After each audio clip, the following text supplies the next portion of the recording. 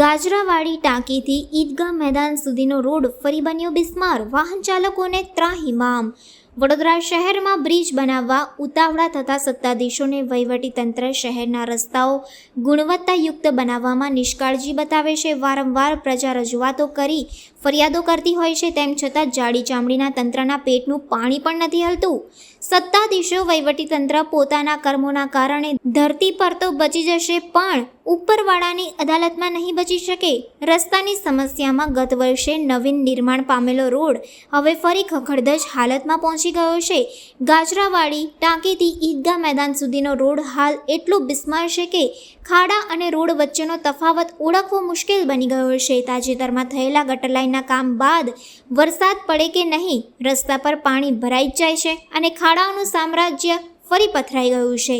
સ્થાનિક વાહન ચાલકો કહે છે કે રસ્તાની હાલત એટલી બધી ખરાબ છે કે ખખડધજ રોડ પર ચાલતા કમરના મણકા પણ હલી જાય છે। એક સ્થાનિક નિવાસી શ્રી મનોજ પટેલે તંત્રને તાત્કાલિક કાર્યવાહી માટે અપીલ કરતા જણાવ્યું છે કે આ રસ્તો ખાડાઓથી ભરાયેલો છે કે ખરેખર રોડ છે તેની જ ખબર નથી પડતી। રોજગાર, સ્કૂલ કે હોસ્પિટલ જવા માટે દરરોજ ત્રાસ ભોગવવો પડે છે। આ વિસ્તારની પાણીની નિકાલ વ્યવસ્થા પણ યોગ્ય નથી। જરા જેટલો વરસાદ પડે કે રસ્તો તરત જ તળાવમાં પરિવર્તિત થઈ જાય છે, જેના કારણે ન માત્ર વાહન ચાલકો પણ પગપાળા જતા લોકોને પણ ભારે મુશ્કેલીનો સામનો કરવો પડે છે।